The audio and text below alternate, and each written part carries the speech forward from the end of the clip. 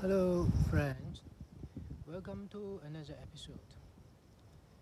Today, I'm going to talk about the future of the United States.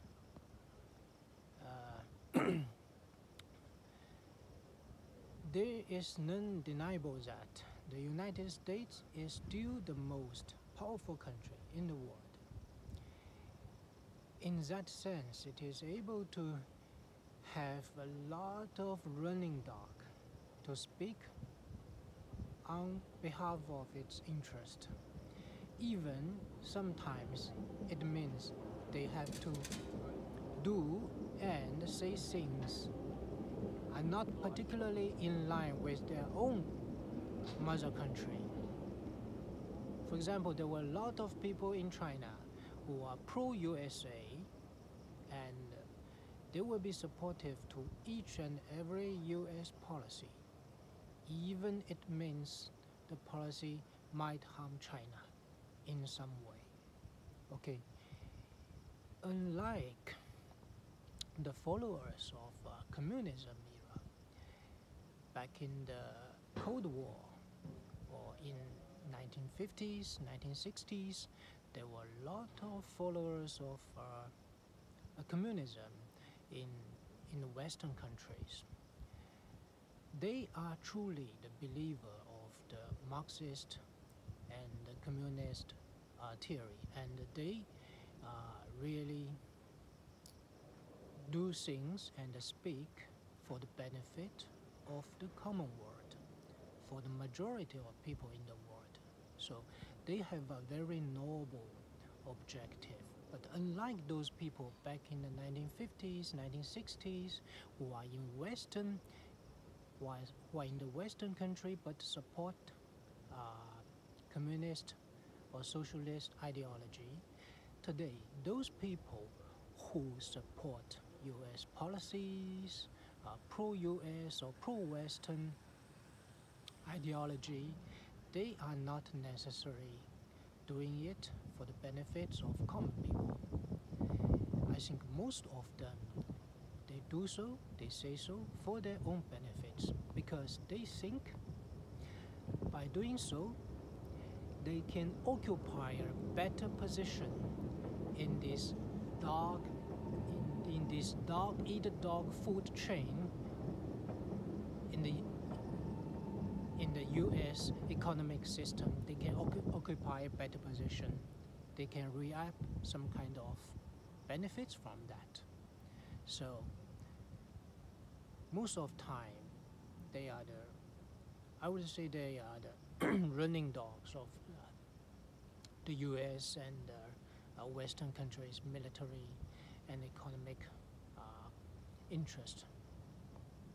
So, but I would say it is very foolish to do these kind of things. That is because it's not far from seeing the demise of the US dominance over the world.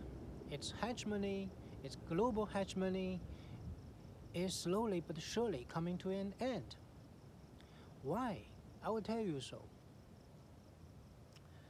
I think it is kind of miracle that the superpower in the current superpower from the North America is the consequence of continuous military and all cultural conflicts in the European continent.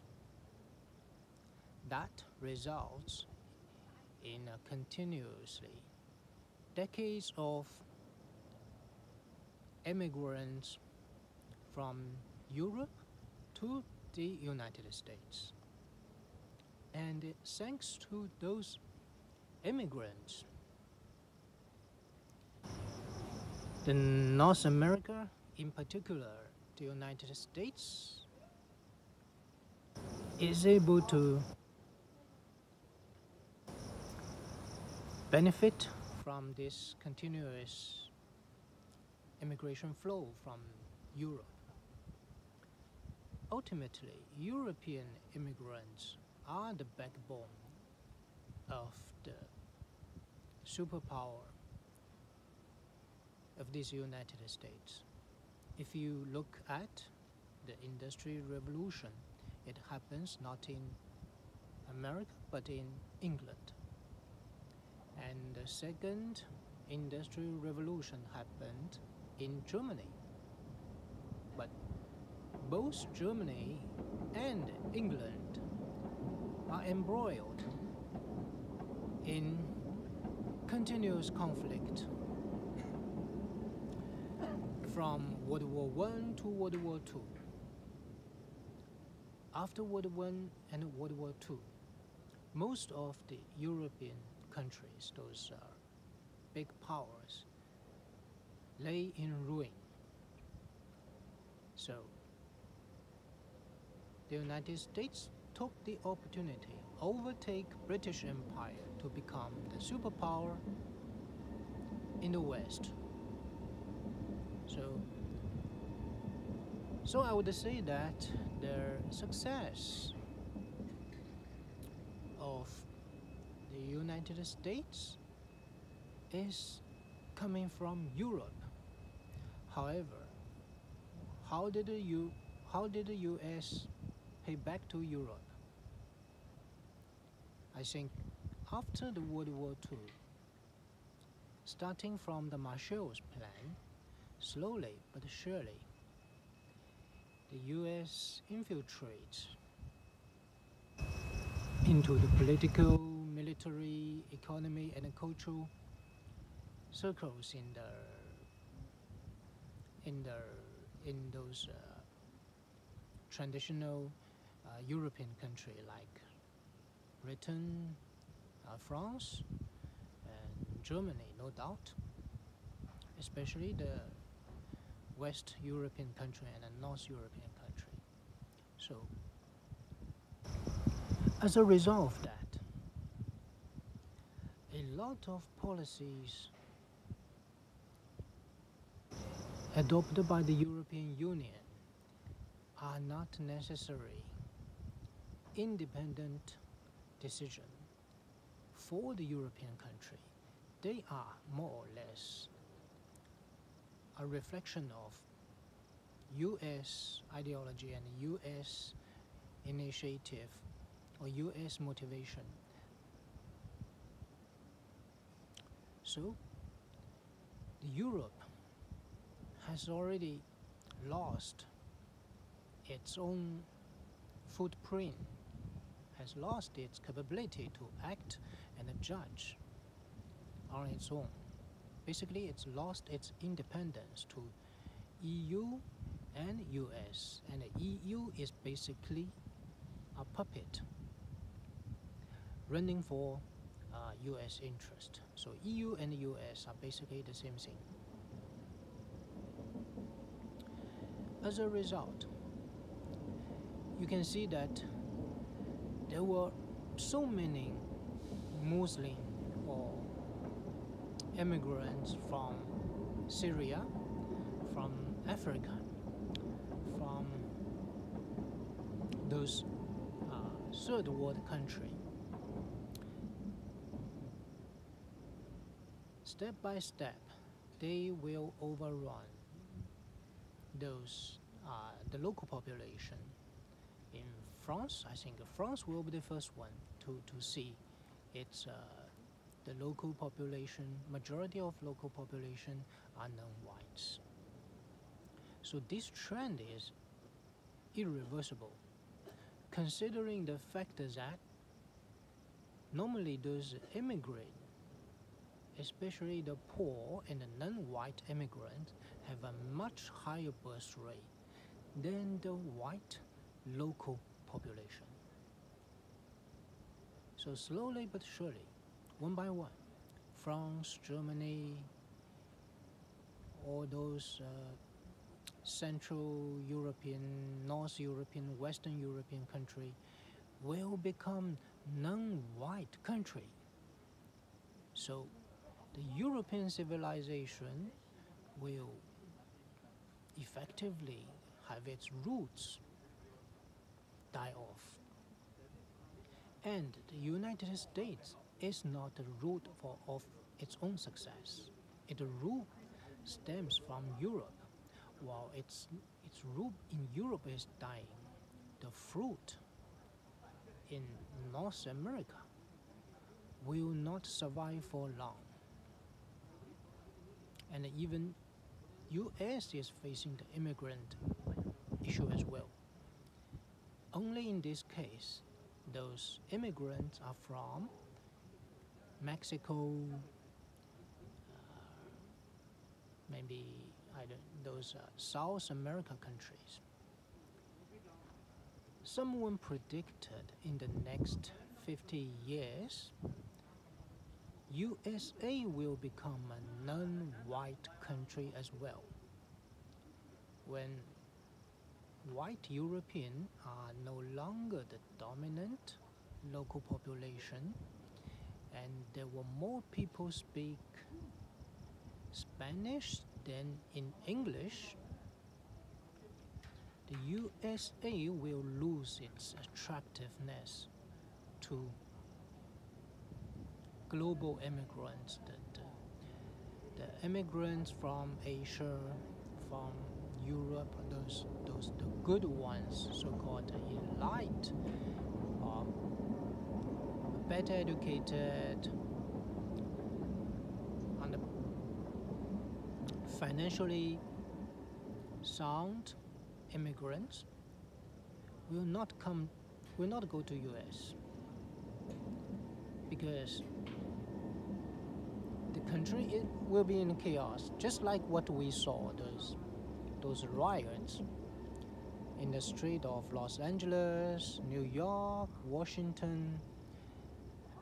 People broke shop to rob or steal things, and the police just is unable to manage the situation. They can catch one or two, but they can't stop this mass robbery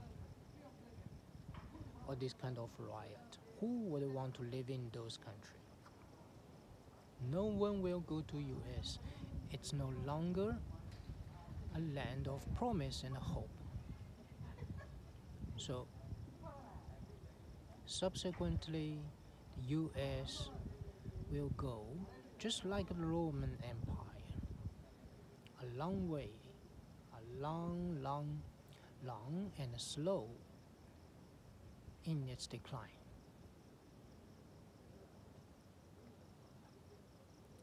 So why would you bet on the United States to be your future home in the next 20-30 years?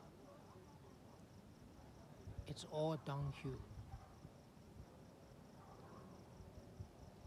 So it's very foolish to still act as a running dog for the US and Western interest. Instead, exercise your own judgment, your independent thinking. The hope is in BRICS, especially in China. Many people say China economy is slowing down. However, even though it's slow, but even this slow pace is faster than the US economic growth rate. More importantly, the effort, the money, the resource spent in R&D, in education, in manufacturing by the Chinese government is paying off now. I predict, albeit the slower growth rate in GDP, however, China will have a higher, more solid, and a better quality of GDP growth in the next 5 to to 10 years. If you look at the quality of university graduates, the quality of engineers in manufacturing, in ICT, in pharmaceutical, in all those high-tech industry area,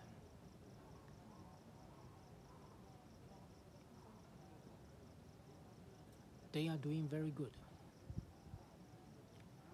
So I cannot.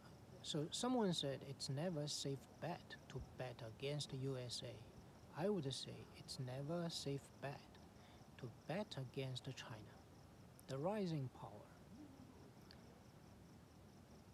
One day, China will overtake the United States to become a superpower, number one. But it's a peaceful takeover, and China will not seek to exercise its military dominance over small countries, because there is never a strong and dominant military industrial complex influence in the China political system.